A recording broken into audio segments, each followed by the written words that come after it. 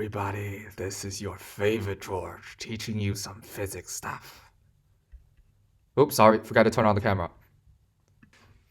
Alright, that's better. So, isn't that creepy? What do you say, Peter? How's that? Is that creepy enough? No. Whatever. The short clip you see in the beginning of this video, you might be wondering if the only purpose I'm playing it is to scare you. But it's obviously more than that, okay? Today we're going to find out the science behind the nasty blood flood in the movie Shining. So what are we going to learn today is about laminar and turbulent fluids, as well as Reynolds number. First of all, what are laminar and turbulent fluids?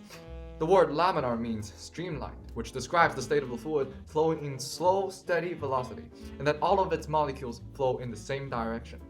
The word turbulent, in contrast, describes the state of a fluid flowing in fast and unsteady velocity, and that all of its molecules flowing in constantly changing directions. But here comes the question: how do we determine whether a fluid is laminar or turbulent? Even if we can, what is the boundary between laminar and turbulent? That's when Reynolds number gets to work. Reynolds number is a criterion for whether a fluid is laminar or turbulent. It is a number without units, which I will show to you guys later in the video. Invented by a British engineer and physicist, Osborne Reynolds, in 1883. So how do we calculate Reynolds number? The equations for Reynolds number is density times velocity times diameter and divided by the viscosity coefficient. In short, if we use symbols to represent it, it's rho times v times r divided by eta.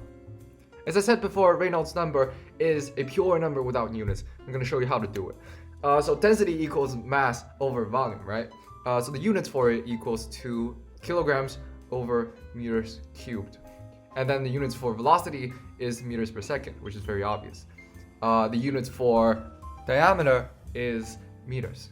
So then rho v r altogether becomes kilograms over meters cubed times meters per second and times meters.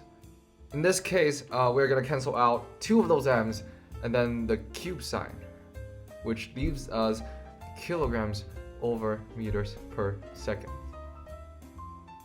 Now let's find out the units for eta, which is the viscosity coefficient.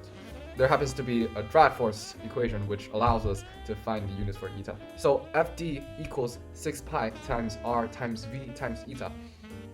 In this equation, r is radius, the units for it, it's meters, and then the v is velocity, the units for it's meters per second, and the Fd is a force, right? It's a drag force. So we can use F equals ma equation to find out for it. The units for it is kilograms times meters divided by second squared. And then we just simply have to reverse this equation so that we can find the units for eta. As you can see on the right hand side, eta equals to Fd divided by 6 pi times r times v. So we plug in the units, we see kilograms times meter per second squared, and then since 6 pi is just a number, right? There's no units for it, so we just cancel it out and don't consider it in the units part. And then it's meters times meters over second. No, cancel out the square. Cancel out the square. Yeah, that's good.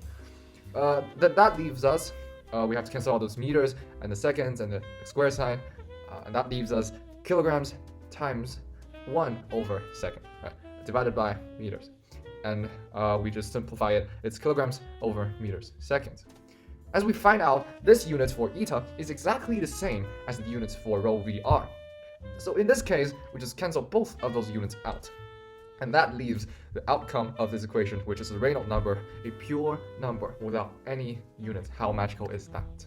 Okay, now you have learned how to calculate Reynolds number, right? So then we can use it as a criterion for whether the fluid is laminar or turbulent. If the Reynolds number of a fluid is greater than 1000, then the fluid can be called as turbulent.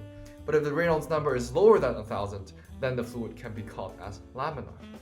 Okay, now you know the equations. Let's solve a problem using them. The problem will be related to what you see at the beginning of this video. The question is the blood flood laminar or turbulent? In case you have forgotten what happened, let's review it again.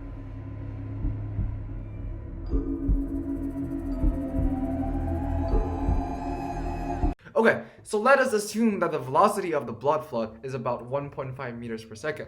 The density of blood, according to my research, is 1,060 kilograms per meter cubed. Diameter of the pipe, so-called pipe, kind of difficult to determine as the blood isn't flowing through a pipe really, but through the hallway. We can just assume that the diameter is about 2 meters, right? Just for convenience. And the viscosity coefficient of blood, according to my research, is about 3 times 10 to the power of negative 3. The equation is R equals rho RV over eta, right? So we plug each number in and use a calculator to get the outcome. The answer is 1,060,000. It's a huge number. So it proves that the blood flow is actually a turbulent flow of fluid. Okay, up to now you have learned all the things and facts and science about what is a Reynolds number and what is a turbulent and laminar flow. Understanding the turbulent laminar flow is very crucial because it helps engineers design models that can overcome and minimize the influence of airflow, water flow, whatever kinds of flowing fluids on them. By designing shapes that can minimize the influence of the fluid on the object, people are able to save energy and fuel, which is more cost efficient and environmentally friendly. Okay, so this is the end of our video. If you enjoyed, please subscribe at georgechow.keystoneacademy.cn. I'm George. See you next time.